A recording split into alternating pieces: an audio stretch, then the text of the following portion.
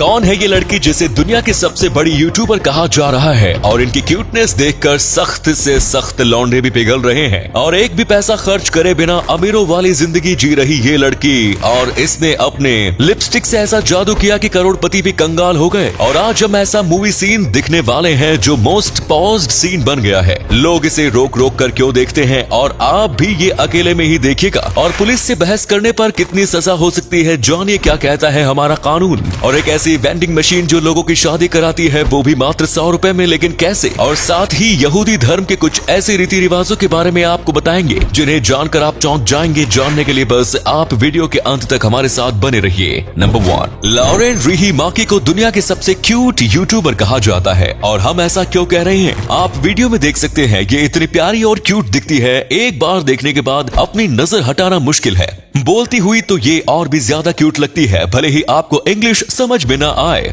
लेकिन लॉरेन बोलती हुई आपको बहुत ही अच्छी लगेगी। लॉरेन का लॉ डाई के नाम से अपना यूट्यूब चैनल है जिसके ऊपर वो ब्यूटी और फैशन से रिलेटेड वीडियोस डालती रहती हैं। उनके इस चैनल पर 8.5 मिलियन से अधिक सब्सक्राइबर्स है और उनके सब्सक्राइबर्स बढ़ने की वजह से तो आप जानते ही होंगे, आखिर ये है ही इतनी सुंदर तो फॉलोअर्स बढ़ना तो तय है। लॉरेन अभी तक स्टारबक्स, P&G और डक्ट टेप जैसी कंपनियों के साथ काम कर चुकी है और कई मैगजीन के कवर पेज पर भी वो अपनी जगह बना चुकी है। इसके अलावा वो 2016 में this is how we never made out नाम की कॉमेडी सीरीज में भी नजर आई थी। साथ ही वो YouTubers react project, MC square और मी एंड माई ग्रैंडमा जैसे टीवी शोज में भी अपनी क्यूटनेस का जलवा बिखेर चुकी है। नंबर 2, क्या आप भी बिना पैसे खर्च किए एक लग्जरी लाइफ का आनंद लेना चाहते हैं और शानदार होटल्स और पार्टीज में जाना चाहते हैं तो चीन की ये लड़की आपको जरूर प्रेरित करेगी। 23 वर्षीय इस लड़की का नाम ज़ोउ याकी है जो बीजिंग की central academy of fine arts की एक स्टूडेंट है। ज़ोउ ने लगभग 3 हफ्तों तक बीजिंग के एक शानदार होटल्स और एयरपोर्ट लाउंज का लुत्फ उठाया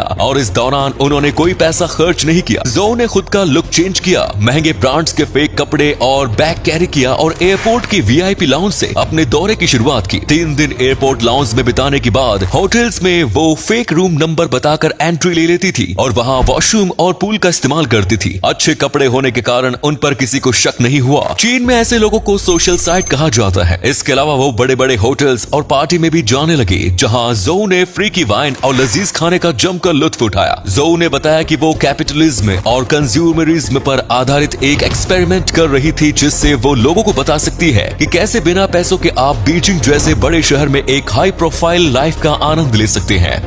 नंबर 3, आज पूरे विश्व में ग्लोबल वार्मिंग एक बड़ी समस्या बनकर सामने आ रही है। वैज्ञानिकों ने तो पिछले कुछ सालों से ही इस बात पर से पर्दा उठाया है कि आने वाले समय में ग्लोबल वार्मिंग के कारण ग्लेशियर्स पिघलेंगे जिससे धरती पर पानी बढ़ेगा और कई शहर जलमग्न हो जाएंगे। लेकिन इस्लाम धर्म की पवित्र पुस्तक कुरान पाक में आज से 1400 वर्ष पहले इस बात का जिक्र कर दिया गया था कि ग्लोबल वार्मिंग के कारण धरती की जमीन कम होती जाएगी और ये भी बताया गया है कि कौन कौन से शहर पानी में सबसे पहले डूबेंगे। ये बात कुरान की आयत नंबर 44 में लिखी। कुरान और हदीस में वन संरक्षण की सीख दी गई है। आप सोच रहे होंगे कि वे कौन से शहर हैं जिनका नाम कुरान पाक में किया गया। सबसे पहला नाम बहरीन था जो मध्य पूर्व में स्थित है। इसके अलावा Singapore, Sydney, Los Angeles, Shanghai जैसे शहरों का नाम भी शामिल है। इनमें भारत और पाकिस्तान के शहरों का भी जिक्र है। और यदि ग्लोबल वार्मिंग के कारण जल स्तर में बढ़ोतरी होती है तो मुंबई, कोच्चि, मैंगलोर और सूरत जैसे शहर पानी में समा सकते हैं। नंबर 4, दुनिया के अलग अलग देशों में अलग अलग प्रकार की वेंडिंग मशीन का इस्तेमाल किया जाता है, लेकिन आज से पहले शायद ही आपने कभी वेंडिंग मशीन के बारे में सुना होगा। ये एक ऐसी मशीन है जो मात्र 1 पाउंड में आपकी शादी करा सकती है। हालांकि इसके जरिए शादी करने के लिए आपको लड़की खुद ही ढूंढनी पड़ेगी। वेंडिंग मशीन के जरिए शादी करने के लिए लड़के और लड़की के वेंडिंग मशीन के आगे खड़ा होना होगा और उसमें 1 पाउंड डालना होगा। अब वेंडिंग मशीन से रोमांटिक गीत सुनाई देता है और कुछ वेंडिंग प्रेयर्स भी गाई जाती है। इसके बाद वेंडिंग मशीन से प्लास्टिक की 2 रिंग निकलती है जिसे लड़का लड़की एक दूसरे को पहना देते हैं। सब काम पूरा होने के बाद ये वेंडिंग मशीन एक मैरिज सर्टिफिकेट भी लेती है, यानी कि मात्र 100 रुपए में आप लाखों रुपए का खर्चा बचा सकते हैं। हालांकि ये मशीन कोई असली शादी नहीं कराती, लेकिन जो लोग शादी के लिए उत्सुक हैं वो एक बार ये मशीन ट्राई कर सकते हैं। नंबर 5, अक्सर ऐसा होता है कि जब भी पुलिस किसी व्यक्ति को रोकती है तो वो अपनी गलती मानने की बजाय बहस करने लगते हैं और कई बार तो पुलिस पर चिल्लाने भी लगते हैं। जब कानून कहता है कि रेड लाइट पर रुको,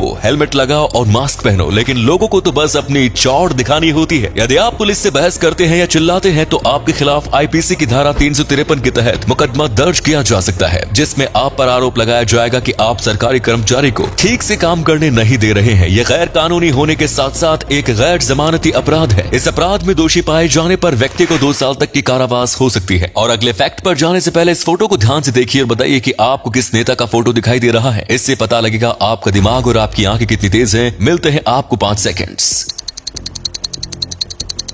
नंबर 6। अक्सर फिल्मों में कुछ दृश्य ऐसे आ जाते हैं जिन्हें हम 2 पल के लिए पहुंच देखना जरूर पसंद करते हैं। आप समझ गए होंगे कि हम किन सीन्स की बात कर रहे हैं। 2013 में आई film the wolf of wall street में भी कई ऐसे सीन्स थे जिन्हें दर्शकों ने कई बार पॉज किए। इस फिल्म में लियोनार्डो डिकैप्रियो मुख्य भूमिका में नजर आए थे और उनके साथ मोगाट रॉबी को एक सेक्सी महिला के तौर पर फिल्म में दिखाया गया था। मोगाट रॉबी के कई सीन्स काफी ज्यादा सिडक्टिव थे। एक सीन में तो वो लियोनार्डो को अपनी टांगे खोलकर गुप्तांग के दर्शन कराती है कि तभी लियोनार्डो उन्हें बताते हैं कि यहाँ एक सीक्रेट कैमरा है और सिक्योरिटी गार्ड सब कुछ देख रहा है। ये सीन दर्शकों को काफी पसंद आया था और फिल्म को हिट कराने में इस सीन का अहम रोल था। नंबर 7। एक और जहाँ आप में से बहुत से लोगों को कुछ काम करने से पहले घर वालों की परमिशन लेनी पड़ती होगी और पैसे मांगने पड़ते होंगे, वहीं दूसरी ओर दुबई के शहजादे बिल्कुल अलग हैं। इन शहजादों के पास वो सब कुछ है जो एक बच्चा अपने ख्यालों में सोचता है। राशिद सैफ बेलहासा अक्सर अपनी गाड़ियों और अमीरी का शो ऑफ सोशल मीडिया पर करते रहते हैं। इन्होंने अपने घर में एक जू भी बना रखा है जहां शेर और चीते जैसे जानवर समेत कुल 300 जानवर मौजूद हैं। इसके अलावा बात करें शेख हमद बिन राशिद अल मक्तूम की, तो ये भी एक लग्जरी लाइफ जीते हैं। इनकी लाइफ स्टाइल इतनी लग्जरी होती है कि जिसके बारे में आप और हम कल्पना भी नहीं कर सकते। इन शहजादों की गाड़ियों की बात करें तो शायद आज की ये वीडियो कभी खत्म ही नहीं होगी। गाड़ियों के अलावा प्राइवेट एरोप्लेन से लेकर यॉट तक इनके पास सब कुछ है। कहना गलत नहीं होगा कि दुबई की ये शहजादे चांदी की नहीं सोने की चम्मच मुंह में लेकर पैदा हुए हैं। नंबर 8। यहूदी धर्म इस दुनिया के सबसे प्राचीन धर्मों में से एक माना जाता है। हर धर्म में शादी की अलग अलग परंपराएं होती हैं, जिनमें यहूदी की परंपराएं और रीति रिवाज सबसे अलग हैं। यहूदी धर्म में यदि कोई पुरुष शादी नहीं करता तो उसे नामर्द का तमगा दे दिया जाता है। इसके अलावा इस धर्म में महिलाएं अपनी मर्जी से तलाक नहीं ले सकती। जब तक पुरुष अपनी पत्नी को तलाक नहीं देता तब तक महिला ना तो किसी अन्य पुरुष से शादी कर सकती है और ना ही शारीरिक संबंध बना सकती है। इसके अलावा यदि किसी स्त्री की शादी के 10 वर्ष बाद तक संतान ना हो तो उसका पति बिना किसी को इतला किए दूसरी शादी कर सकता है। इसके अलावा शादी के दिन एक और अजीब परंपरा यानी निभाई जाती है, जिसमें शादी कराने वाले की झूठी शराब दूल्हे और दुल्हन को पिलाई जाती है। दूल्हे दुल्हन की बची हुई शराब उन लोगों को दे दी जाती है जिनकी शादी नहीं हो रही है या फिर नामर्दानगी की समस्या है। आज समाज काफी आगे निकल गया है और जरूरी है कि इस तरह की कुप्रथाओं पर अंकुश लगाना चाहिए। इस बारे में आप क्या विचार है कमेंट सेक्शन में जरूर बताएं। अगर आपको ये वीडियो अच्छी लगी तो इसे लाइक शेयर और कमेंट्स अवश्य करें। आज के लिए इतना ही, मिलेंगे नई वीडियो के साथ। धन्यवाद।